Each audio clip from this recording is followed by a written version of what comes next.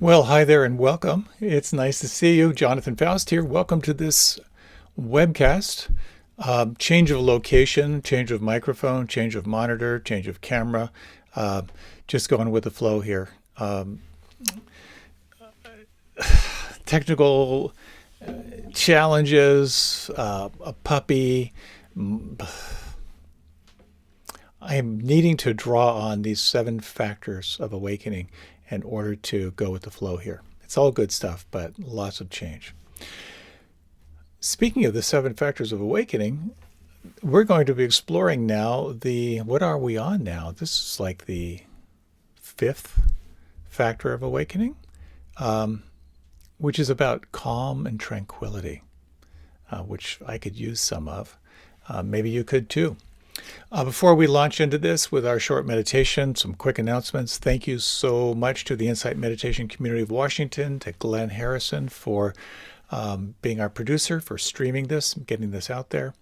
Big thank you to our Mindful Movement leader and Mindful Dialogue leader, to Rita Moran, who at 6:30 Eastern Standard Time will guide you through mindful movement, bringing you right up to here at 7:30. And then afterward, you can join Ray for Mindful Dialogue, just a chance to connect with like-minded people.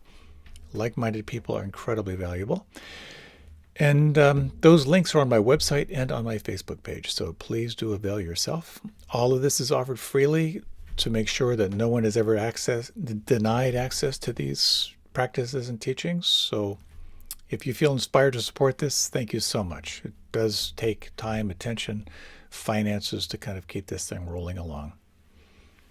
I also have a newsletter, a weekly and a monthly, where I share my photography for the month and the monthly, and give you an update as to what's coming, events, all that sort of thing. Okay, shameless promotion out of the way. Let's practice. We've got a little bit of time here. So if we're looking at calm and tranquility, we're building here, but they're all interchangeable factors that go into what it means to be awake. But calm is this capacity to truly rest in presence. And it's an interesting contrast with energy and vitality, which is also part of the 7 factors of awakening. So I thought we would do a practice which you've probably done with me before, one of my favorite ways to cultivate a sense of calm, a sense of absorption. So this will not be new if you've done this one before. I have practiced this countless times. I've led it countless times. And what you do is you begin shaking out your hands. And as you're shaking out your hands, you want to deepen your breath. Bring your awareness into the feeling in the hands. Let them be like moths, kind of like floating around. You might bring the shaking up into your arms. Let the whole body move. If there's anyone you want to freak out in the house right now, you can let out any sounds. Good opportunity for primal screaming, whatever you like. Keep the energy moving, and now a little bit more vigorous. Bring the arms up overhead. You're shaking everything out. Deepen the breath. You might actually open your jaw wide. You can stick your tongue out. Let your head move from side to side. And now just for 20 more seconds, let it all go. Shake, shake, shake. Taking a long, deep breath now. Reach the arms up overhead. Relax the breath, but keep the arms up overhead. And now let the hands just drift down right about at shoulder level. Close your eyes and feel inside the fingers and palms. Notice, if you can, any tingling, any pulse, any vibration, any subtle energy here. Relax your breath and bring your awareness between the fingers. Can you feel the space between the fingers? And simultaneously feel all the sensations inside. The hands, fingers, and thumbs. Could you relax your fingers? Could you relax your thumbs? And now, if someone was watching you, imagine they could barely perceive movement. Let your hands begin a slow motion descent down toward your lap. If someone was watching you, you could barely perceive movement.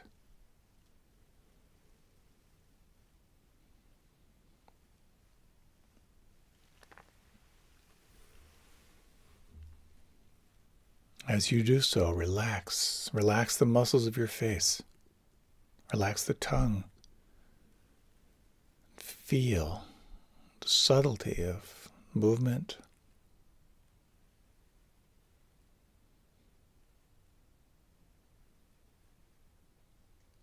If your hands have come to rest, or if they're still in transit, you might take a little time here just to keep your attention in the palms and the fingers, exploring, investigating any sensations of aliveness.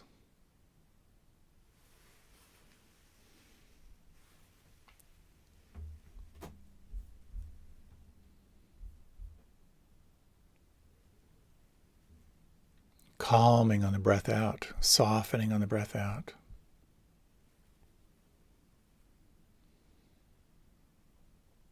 This sense of re-arriving on the inhalation.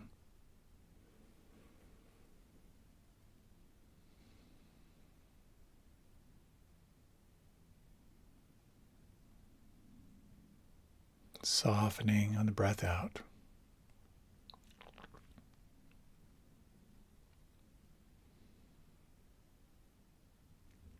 And as you sense on the inside, from the crown of the head down to the soles of the feet, what could relax or soften or let go right now?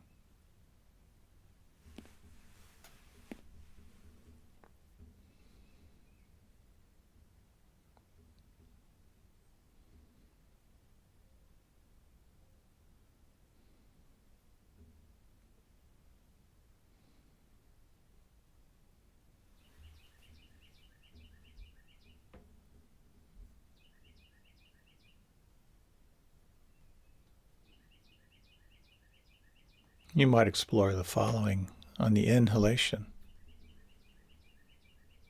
Saying internally, I am here. On the out-breath, I calm my mind and body. As I breathe in, I am here. On the out-breath, I calm my mind and body.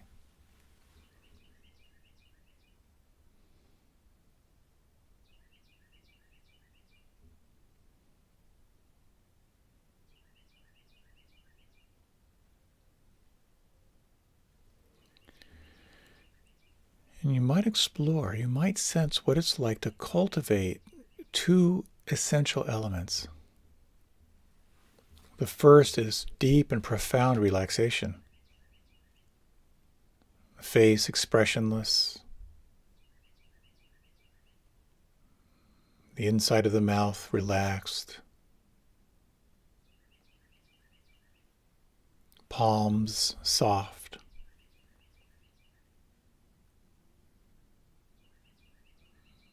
Lower back and the buttocks, the belly soft.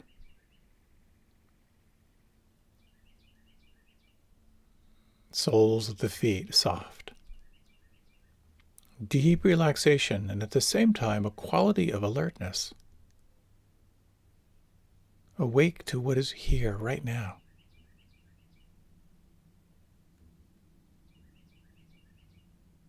Relaxed and at the same time alert.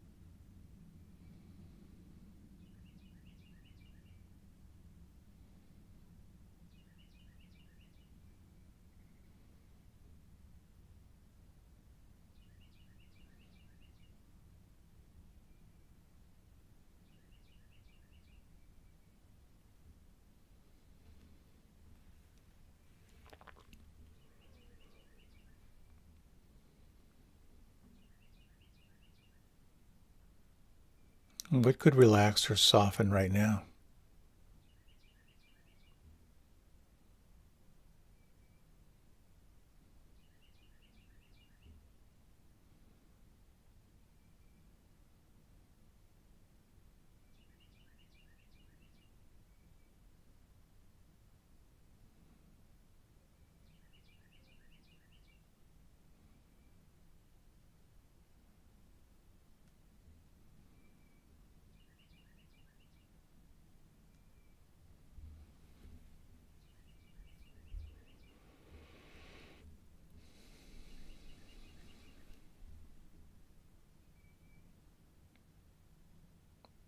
You may notice there's a quality of effort in this practice as well as a quality of receiving.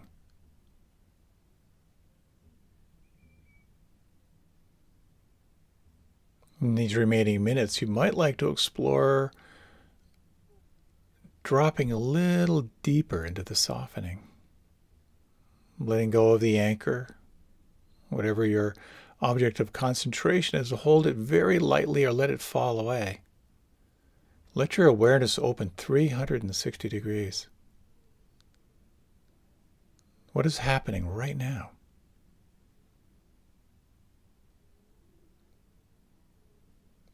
Can you let it be?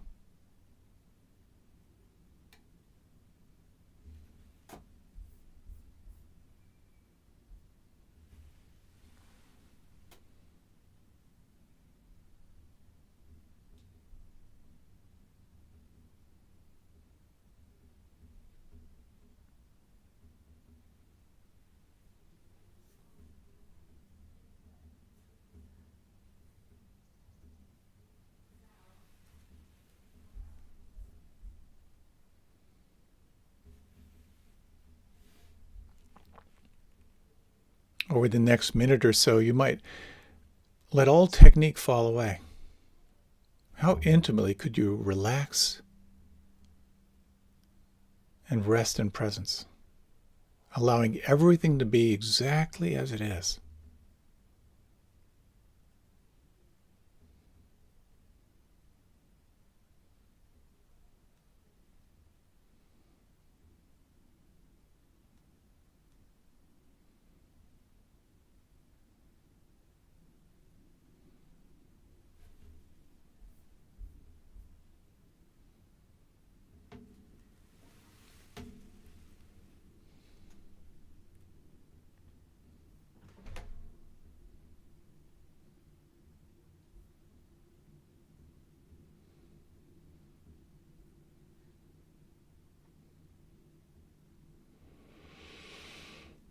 In your own time, you might begin to gently deepen the breath just a little bit. Notice where you feel the breath as you breathe a little more fully, a little more deeply. Notice the quality of presence.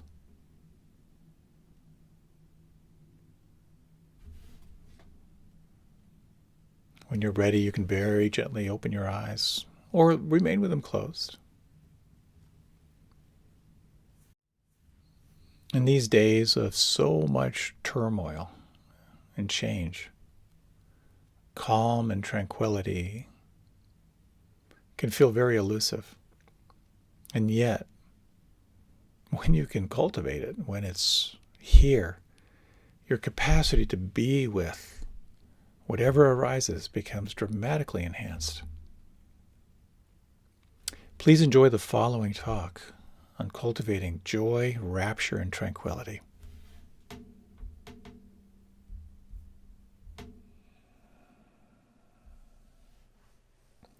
I have the great good fortune of paddling on the Potomac River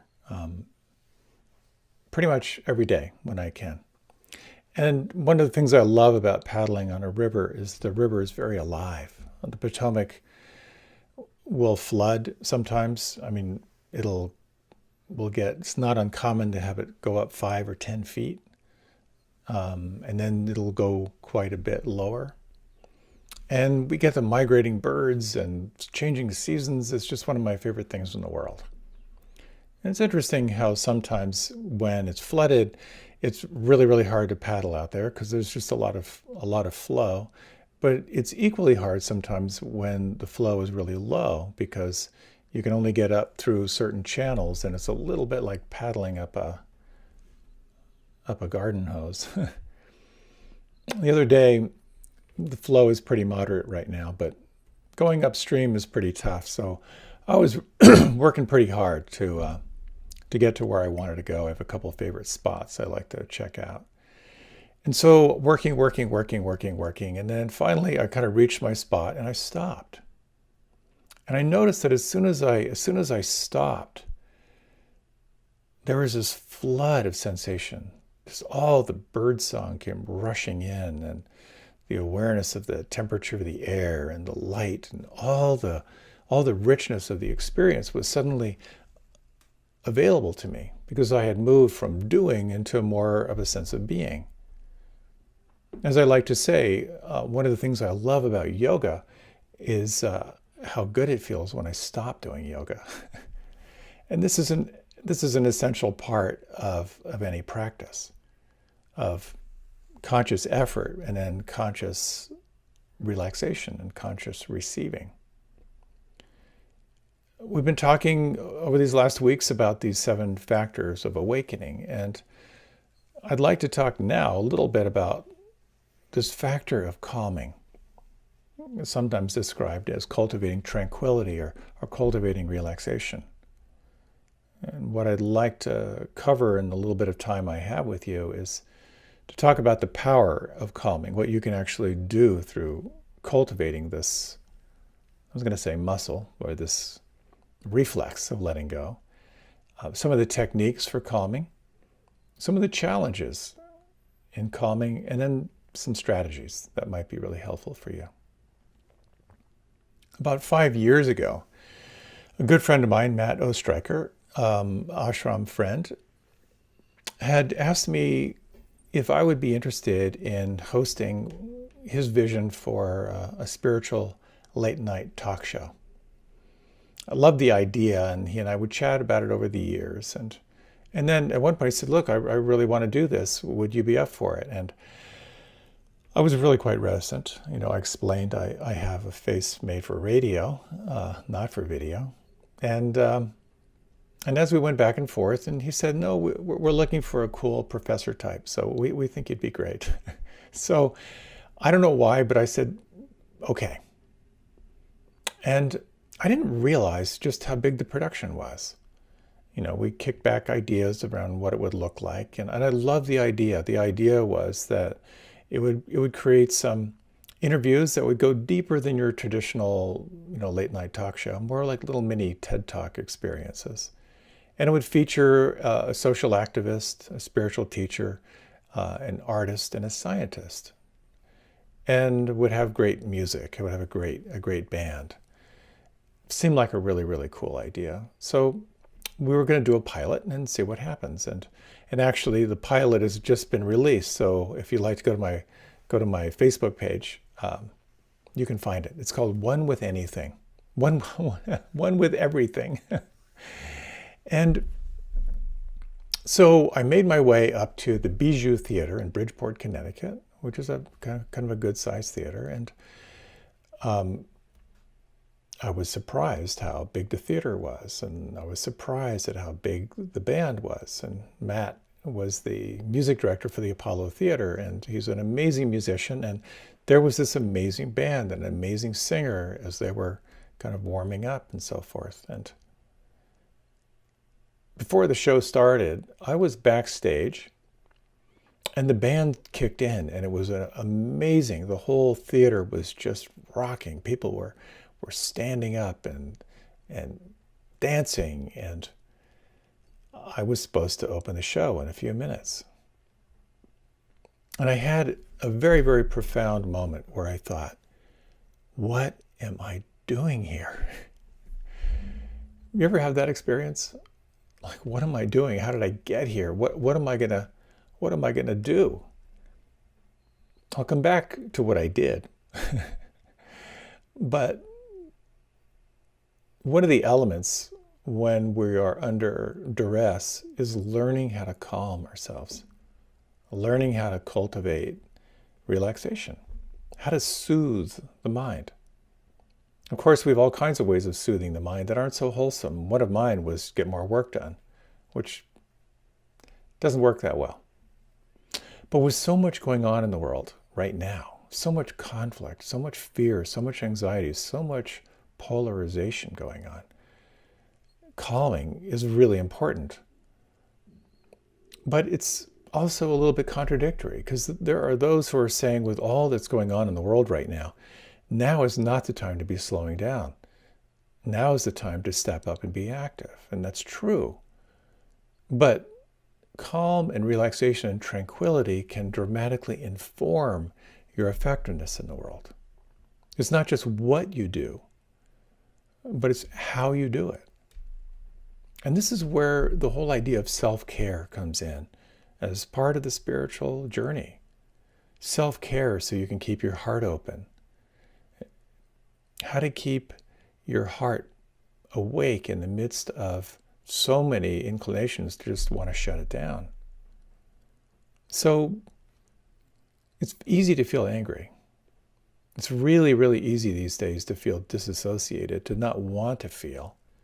And it's so easy to feel shut down. So this practice of cultivating this tranquility in the body, this calming, is so, so important right now. Learning how to calm in the midst of upheaval can help you not only be present for yourself, but it can help you be there for the people you care about. You know, we talked about that beautiful teaching from Thich Nhat Hanh about how with the boat people, under incredible duress from pirates and from weather, that if there was one calm person in the boat would be calm. And the question becomes, how can you be the calm person in your boat? So there's some great techniques out there for calming. Before I joined the Peace Corps and I went off to West Africa, I was living in New Mexico and kind of befriended this older guy who had a little New Age bookstore. And he said, you're going to need some techniques. So he taught me some Tai Chi. And it was really interesting. I enjoyed the practice. And I said, well, is this really helpful? Like, it doesn't seem like it's really going to be very, very helpful if you're under attack. And he goes, well, he said, there was someone who studied with me for a while, learning Tai Chi. That one time he's walking down the street and someone did try to attack him. And then he said suddenly the training just kind of kicked in and he found himself very organically finding a way to kind of navigate that situation. And it's interesting because as I was standing backstage with kind of pounding music and about to run out center stage and take my mark and start telling jokes, feeling my blood pressure up and feeling myself kind of caught in doubt, I realized I need to calm myself. And so my training kicked in, my meditation training. Breath, slowing down the breath.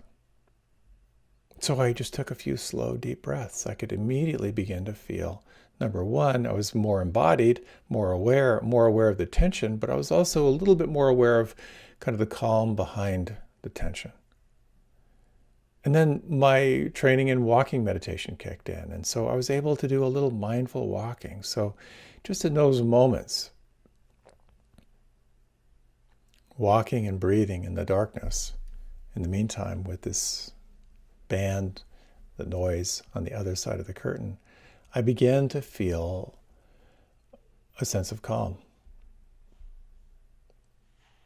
So breathing is so powerful. And if you like, let's just do one little experiment, if you would. This will take about 75 seconds.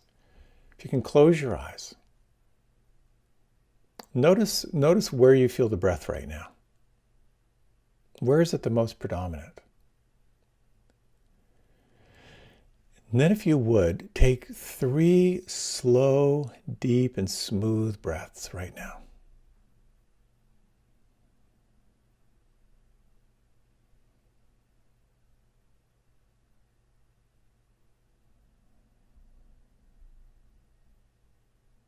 And if you would, just feel if there's any shift.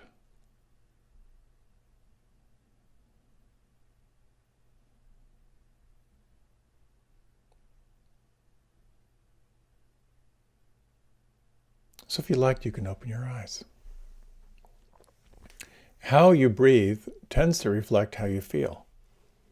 Standing backstage, all kind of wound up and wondering, why am I here?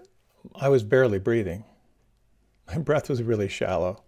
And anytime you're upset, anytime you're feeling separate, anytime you're feeling anxiety, chances are your breath will be compromised in some way. Anytime you're breathing slow and full and deep and smooth, chances are you're going to feel a little more present, a little more here.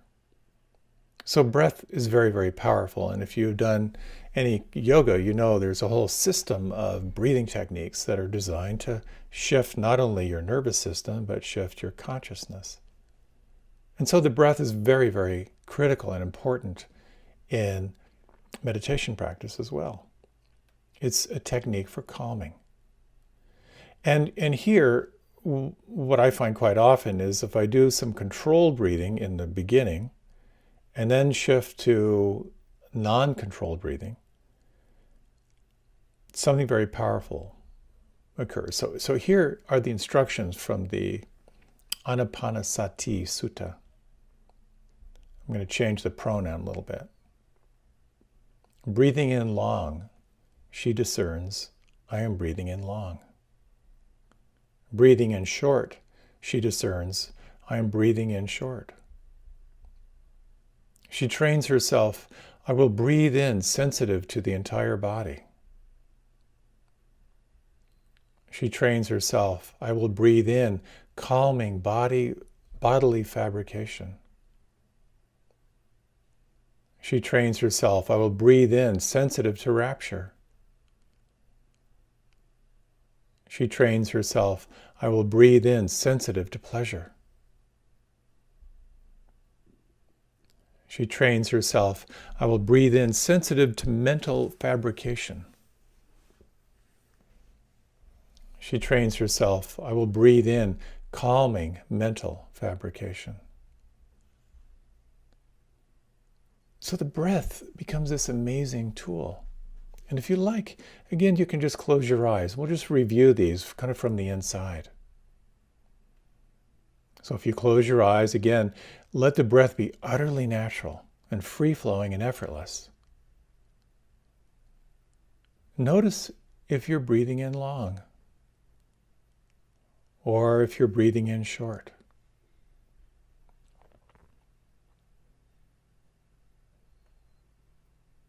Is it possible to breathe in sensitive to the whole entire body? Can you imagine as you breathe this sense of calming the body?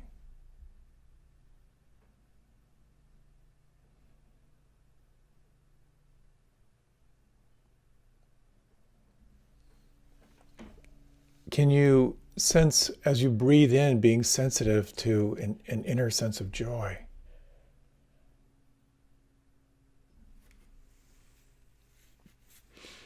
Can you imagine as you breathe being sensitive to pleasure?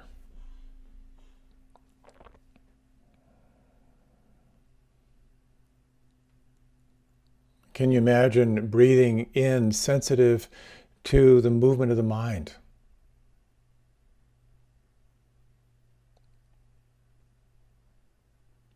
And can you imagine breathing as you calm the movement of the mind?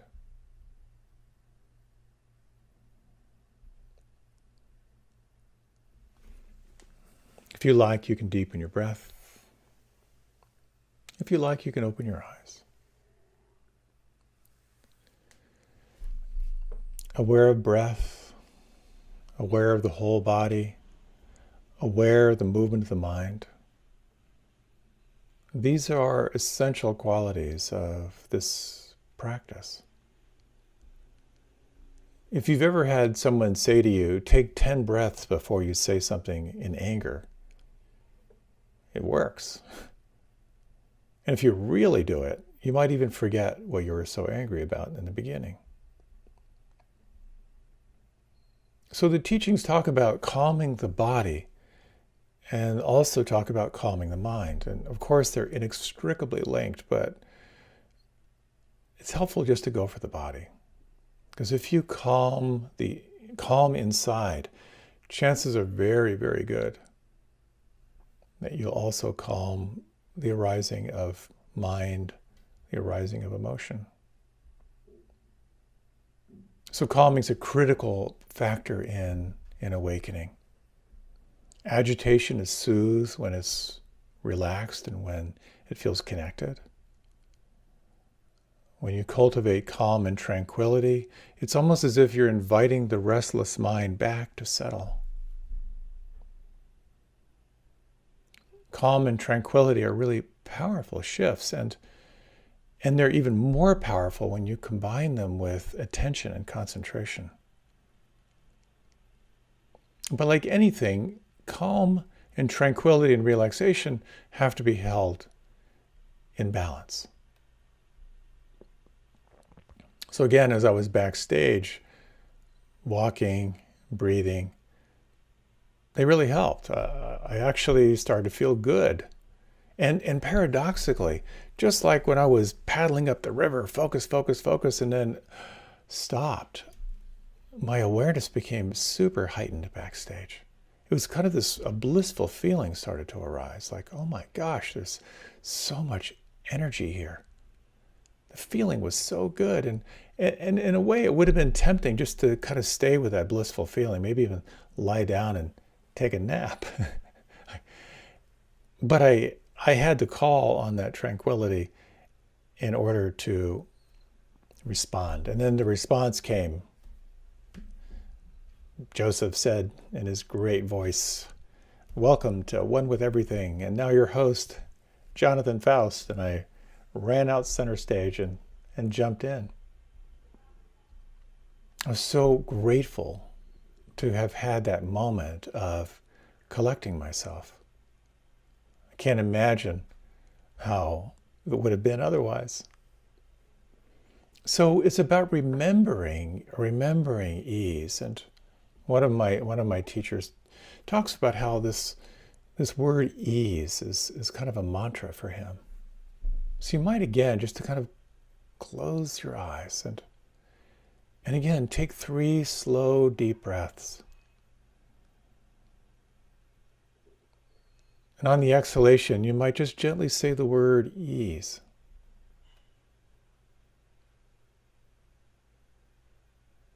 And allow yourself to feel. Can you feel the effect of calming, of opening into relaxation?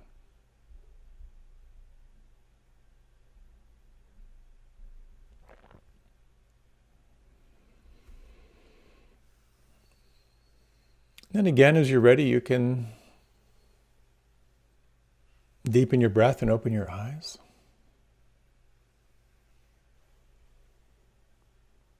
Quite often we get so wound up that moving into relaxation just feels really, really good. It's not uncommon, of course, to find the relaxation taking you into sleep, and that's where the whiplash meditation comes in. And quite often when you begin to calm, your body recognizes this is a doorway, and then it's going to go for it, and you'll go into deep, deep sleepy meditation. But when it's combined with enough energy, it's such a great feeling. And in your meditation practice, you may notice that in that sense of enjoying the tranquility and calm, there can be an upwelling, just this upwelling of well-being. There can be a natural sense of gratitude and well-wishing. And paradoxically, and this is such a paradox, it can open up this incredible doorway into deeper and deeper concentration.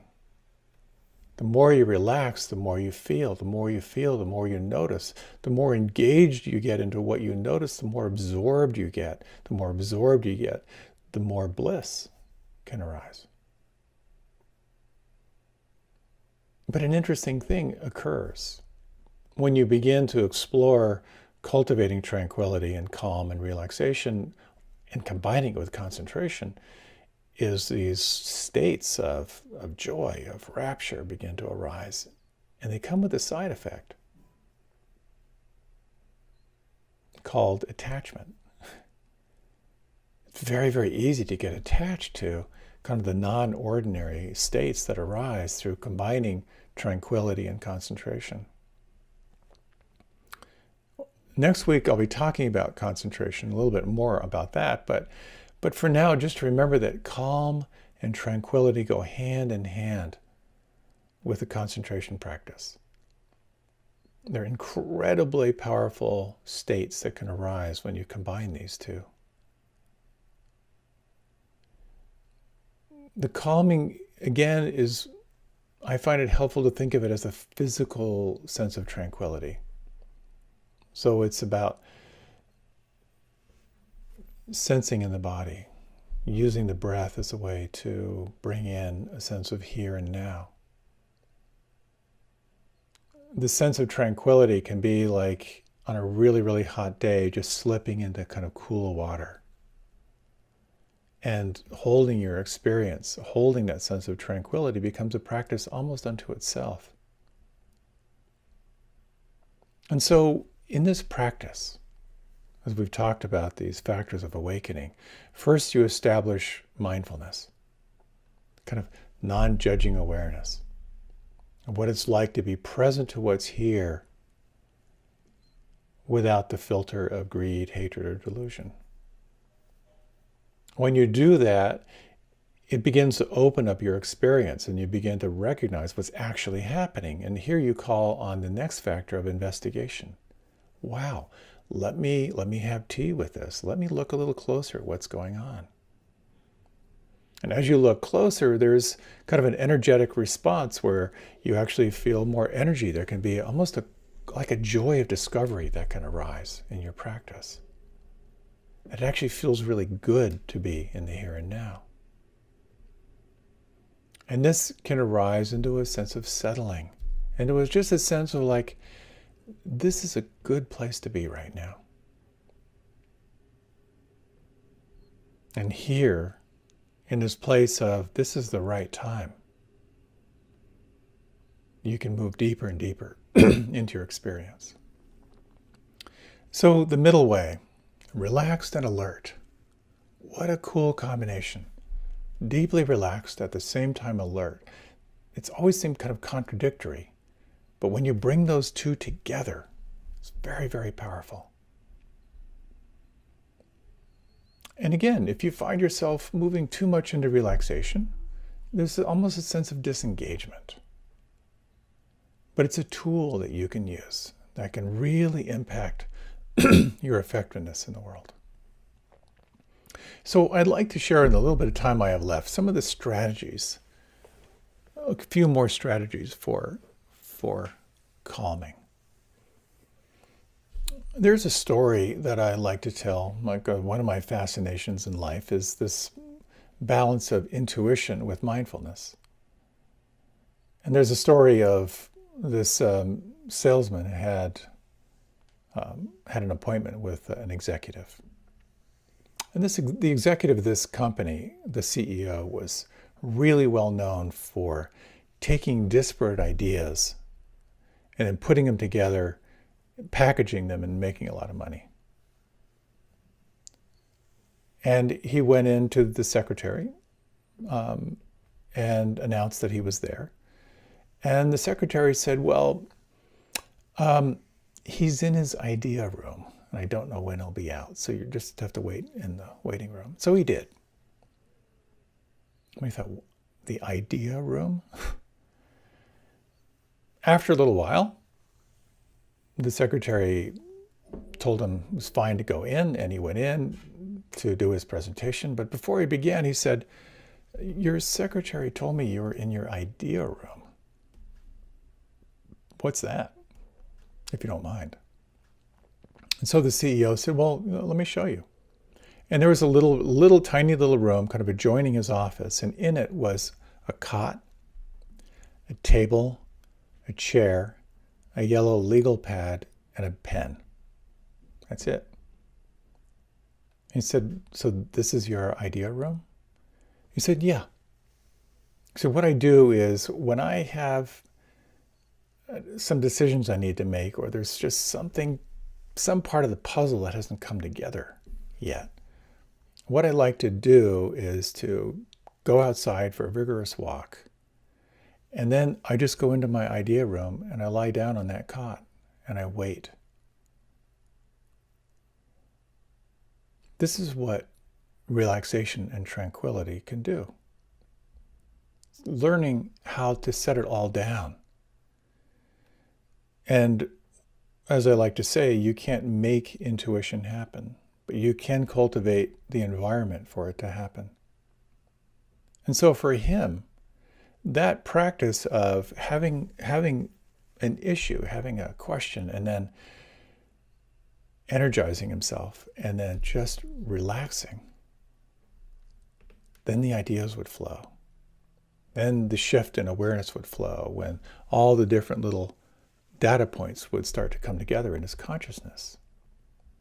As Einstein said, no problem was solved in the same consciousness that created it. And for him, this was a technique for shifting his consciousness, which worked. And so it opens up a really interesting question. Given all the stressors that are going on in your life right now, how can you access your own intuition? How can you access your own inner knowing? So when you explore relaxation and calming, it's helpful sometimes to do an inventory. What is taking you away from cultivating more relaxation in your life? Sometimes just writing it down can be helpful. What is between you and feeling calm? What's between you and feeling tranquil?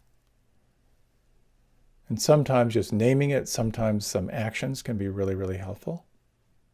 And then it opens up the next thing, the next question, which is what do you need in order to cultivate more calm in your life? Maybe it's some kind of a lifestyle shift. Maybe it's about finding like-minded people who might kind of support you. What do you need to cultivate more calm and more relaxation? On a very practical level, in my own meditation practice, I use calming techniques at the beginning of my meditation. And if you've done meditation with me, you know that pretty much every time I'll do some form of body scan. Just moving through the body and just sensing what's there. And again, just drawing attention to these different body parts can be a very, very helpful way of sort of shifting attention. And quite often I'll do more conscious breathing at the beginning of a meditation practice. I once had a conversation with kind of a well-known teacher who leads lots of long retreats,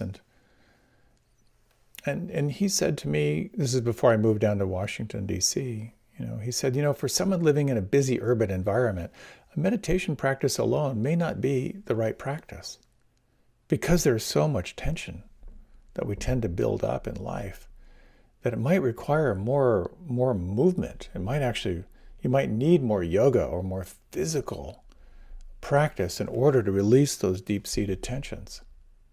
And certainly I have found that to be helpful. If you've ever noticed how your meditations are better after you've worked out or after you've done yoga, it's part of the science of yoga is release the deep-seated tensions and then use breath as a way to shift your nervous system. And then you can move into meditation. After you've created the release of tension, after you've sort of entrained the mind through breathing, after you've cultivated a sense of more self-awareness, then you can move into concentration and open into more of an allowing space. So if you're having some challenge opening into calming and tranquility and relaxation, I would highly suggest you look at ways that you can work with your body, because the body and mind are deeply related. And you might find it really, really helpful to focus on releasing those gross, deep-seated tensions. Another element that's really, really important in practice is to notice that when you do some techniques of calming, to really pay attention to the effect. Even just taking 3 deep breaths and then just noticing the effect is a way of sort of almost reprogramming the mind, remembering that this is kind of a beautiful go-to technique. One of my favorite little techniques is when my phone rings, take 1 breath before I pick it up. And just notice how just 1 conscious breath can cultivate a shift. For a while, I trained myself to set my watch to set off an alarm every hour, and I would just take between 1 and 3 deep breaths. And most of the time, it was really annoying, but sometimes it really made a difference. As I like to say now, when anyone's wristwatch alarm goes off, I automatically take a breath. I was raised a Quaker, and we always had a few moments of silence before every meal. And I've only now begun to recognize how important that was. Every meal, just the pause, the calming, and then the opening into new possibility. You might explore in your practice as well, just using the sense of the word ease, or just let it be, as a little mantra in your practice. Cultivating calm and relaxation, cultivating tranquility, is not just about helping you fall asleep. It's not just about helping you be a little more vibrant and alive. It's really about going deeper and deeper into these undercurrents of well-being and presence. These 7 factors are natural faculties. You don't have to strain to create mindfulness or non-judging awareness. Non-judging awareness is actually, it's kind of who you are in the absence of stress. Cultivating a sense of investigation, of looking closer at what's actually happening. Again, it's a natural faculty of the mind. The mind is naturally curious. Cultivating energy and vitality, well, it's who you are in the absence of stress. It's not so much about doing as it is about being right here, about allowing things to show themselves.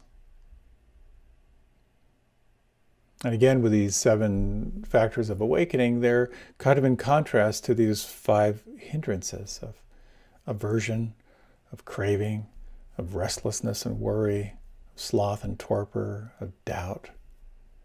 These are the factors that kind of get in the way of being present. So part of the practice is being aware of those states and recognizing that the covering of these states, the covering or the occlusion in your experience, in the absence of them, all these qualities are already here. And so the interesting thing is that we tend to fall into these two natural categories in meditation. We tend to think of calming meditation as separate. It's kind of referred to as shamatha.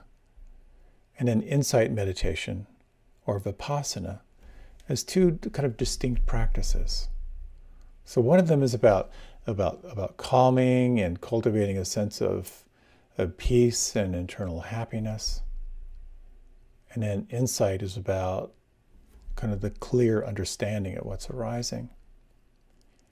And it's really, really, really helpful to recognize they're intimately intertwined.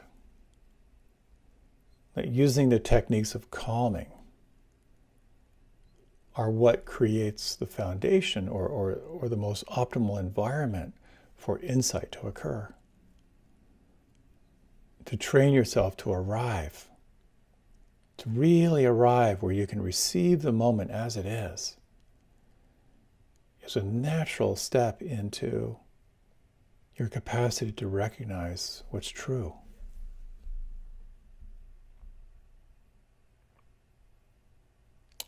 So, another little quote from the Anapanasati Sutta. For one enraptured at heart, the body grows calm and the mind grows calm. When the body and mind of a monk enraptured at heart grow calm, then serenity as a factor for awakening becomes aroused. You can develop it, and it can go all the way to the culmination of development. For one who is at ease, body calm, the mind becomes concentrated. When the mind of one who is at ease, body calmed, becomes concentrated, then concentration as a factor for awakening becomes aroused. You can develop it, and it can go to the culmination of development.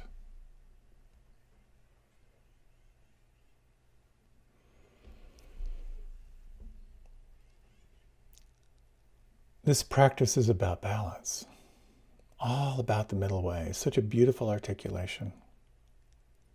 Deeply relaxed, at the same time alert, calm and tranquil, at the same time one-pointed. They seem contradictory, but in the fusion or in the blend of these contradictions is where amazing possibility can arise. Let's close with a short meditation, and we'll sense if in some way we can internalize this.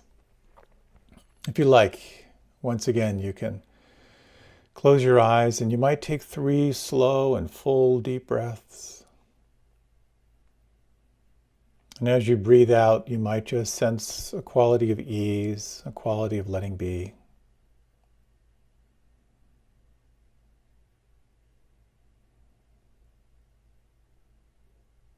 And as you sense the body,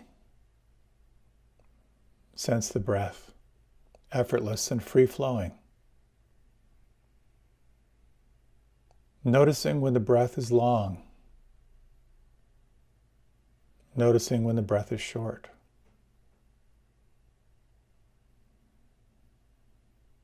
As you breathe, is it possible to allow a sense of calm to spread through the body?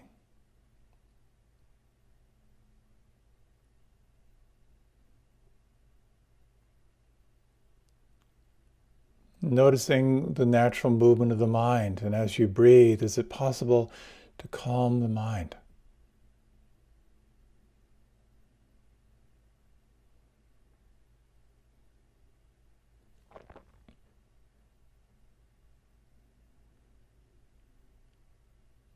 Deeply relaxed, and at the same time alert. And you might gently guide your attention to a focal point, to the breath or sound or feeling. And then, if you would, is it possible in this next minute or so to embrace both deep relaxation and this sense of one-pointed attention?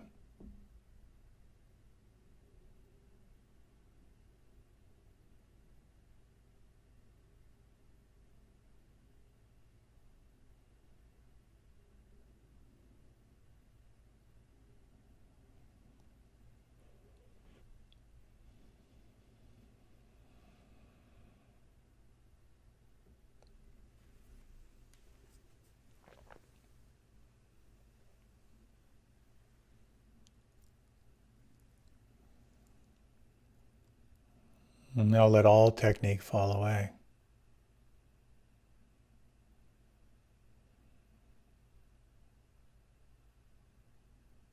You might take a moment just to sense all the challenges in your life right now, all the fluctuations in your life, in our culture.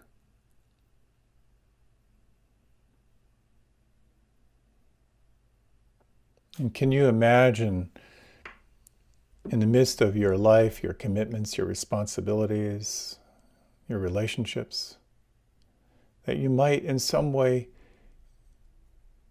quicken your attention to calming and relaxation? Knowing the more you relax, the more you can feel and recognize what is here.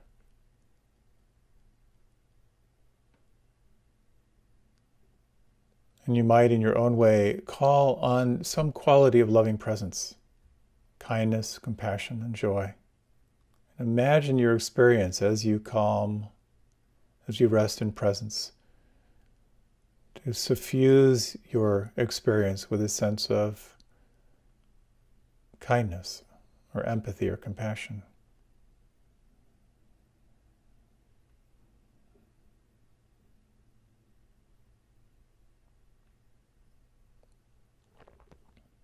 And just as Thich Nhat Hanh spoke of, if there was one calm person in a boat, the whole boat would stay calm.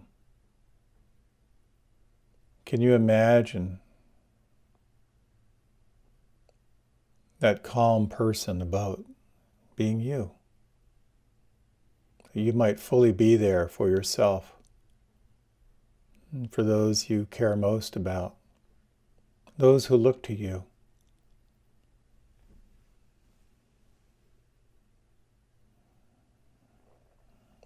In these final moments, you might, in your own way, wish yourself well. Imagine your capacity for calm and peace and ease, to grow and expand, to widen and deepen.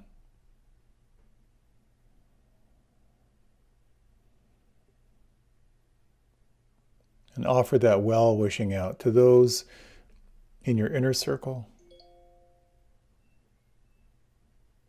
and radiating out in all directions to all beings.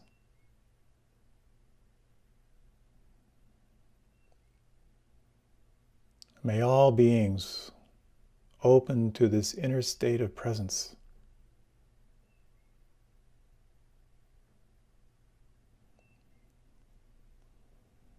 May all beings feel free and at peace.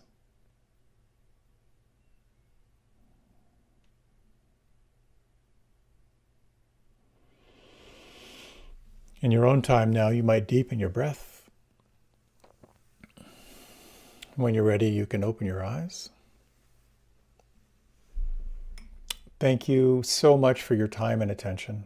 It's such a pleasure to share these practices and these teachings with you. May your calm, may your tranquility, may your inner peace suffuse your life and inform everything that you do. Thank you so much, and take good care.